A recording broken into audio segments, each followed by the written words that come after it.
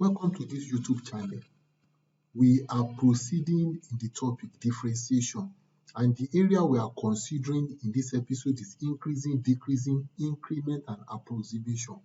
As at now, increasing and decreasing is peculiar to A levels, while increment and approximation is peculiar to IGCSE additional mathematics for now. So I want you to relax as we proceed.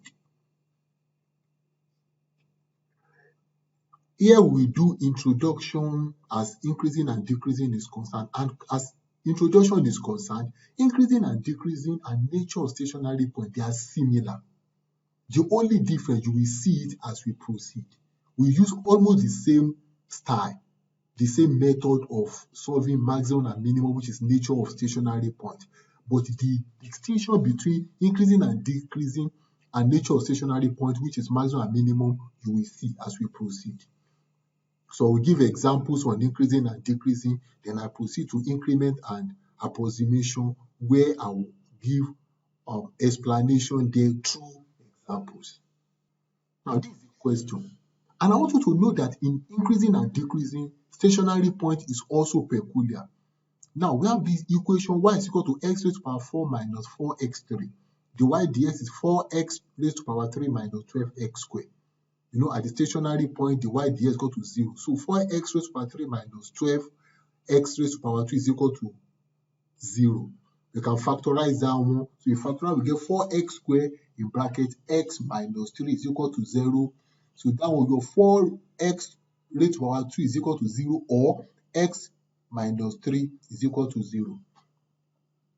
So 4x squared is equal to 0, or x minus 3 is equal to 0. So x is equal to 0 if you continue solving that, and x is equal to 3. So this one means that at the stationary point, we have 0 and 3. So we pick a value less than 0, value greater than 0, and less than 3, then value greater than 3. So we can pick any value. So for less than 0, we pick minus 1. Between greater than 0 and less than 3, we pick 1. Then greater than 3, we pick 5. So you test this value inside the y dx. So when minus 1 is tested inside the y dx, the answer is negative. When 1 is tested, the answer is negative. When 5 is tested, the answer is positive. This is the conclusion. When x less than 0, it is decreasing. When it's greater than 0, it is decreasing.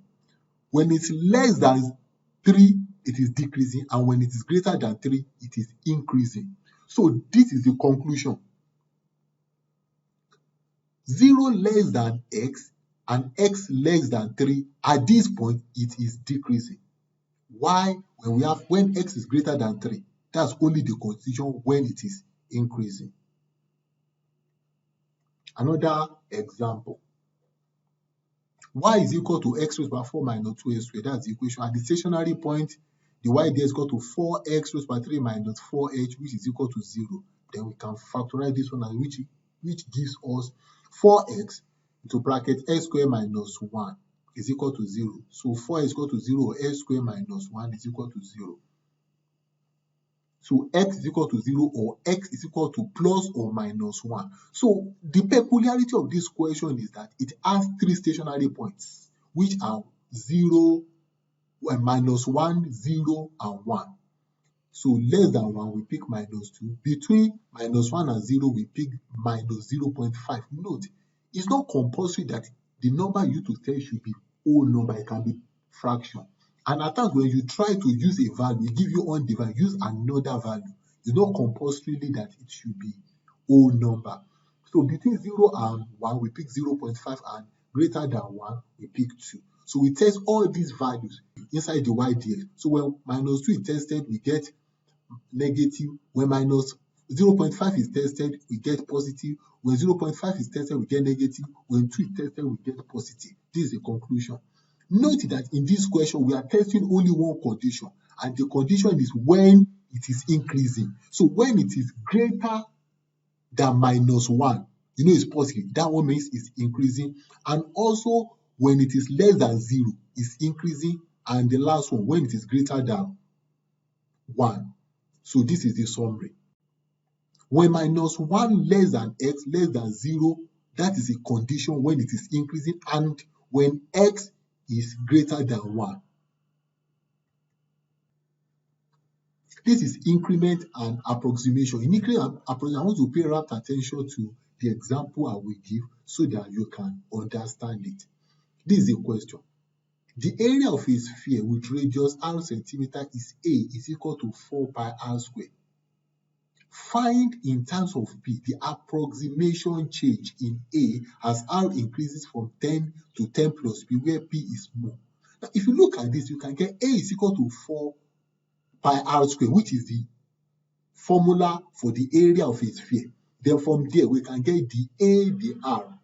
Then if you look at, they say that R increases from 10 to 10 plus P. The increment as R is concerned, that is change in R, is P. But when you have 10 and 10 plus P, you mean that the difference between 10 plus P and 10 is P. Now let us proceed. A is equal to 4 pi r squared. That's the equation. Then the A, the R is 8 pi r. You know that 4 pi is a constant, is a value. The only variable there is r. So the A, the R is 8 pi r. Then you know that r is 10 from the equation. When r is 10, what is the A, the R? The A, the R is 8 pi multiplied by 10, which is equal to 80 pi. Now, this area is peculiar to increment and approximation. Change in A over change in R is equal to the A over the R. Change in A over change in R is equal to the A over the R. From previous work we've done, we have got the A, the R. So let us plug in all those values. The A, the R is 80 pi. We've got that one. Then also change in R is P. You know, we have 10 and 10 plus P. So the change in R is P. Change in A over P, you know, change in R is P, is equal to 80 pi. You know, the A, the R is 80 pi. So change in A is equal to 80 pi P. That is the answer. This is another example. The periodic time, T seconds, for a pendulum of length L centimeter is T is equal to 2 pi square root of L over 10. Find approximate increase in T as L increases from 40 to 41. The information we can get here is we have T is equal to 2 pi root L over 10, which is the equation. And in this way, we have the T, the L, because the two constants we have T with respect to L. So that's an equation. And another information we can get here, like the increment, is from 40 to 41. So L is increases by 1. So that will be change in L. So all those information you get there, you can just add them, then you use it in your calculation. So T is equal to 2 pi square root L over 10. So you can write the equation like this. Then the A, the T, the L is equal to pi over 10, L over 10 raised to the power minus 1. How did we arrive at this? You use composite function. Then if you look at the knowledge of composite function we've done previously, now we want to differentiate 2 pi L over 10 raised to the power minus half. You know, 2 pi is a constant. So let's have that 2 pi a constant down. Then L over 10 is like you have 1 over 10L. If you differentiate 1 over 10L is equal to 1 over 10. So that's another one. Then look at that L over 10 as a variable. Let us call it W. W raised to power half is half W raised to half minus 1, which will eventually give you this. So the TDL is that 2 pi multiplied by 1 over 10 multiplied by half. You know, I say half, let's call L over 10 W raised to power half minus 1 will give you minus half. So that's why we got that answer. This is the answer. If you look at this answer, you know, knowledge of indices is very paramount as we are talking about differentiation. If you look at this, we can rewrite this.